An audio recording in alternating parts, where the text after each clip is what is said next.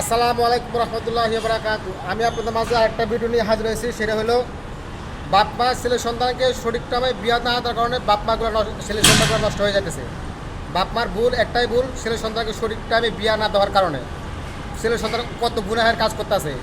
এই গুনার কাজের কিন্তু বাপ মাই জবাব দিতে হবে সন্তানদের।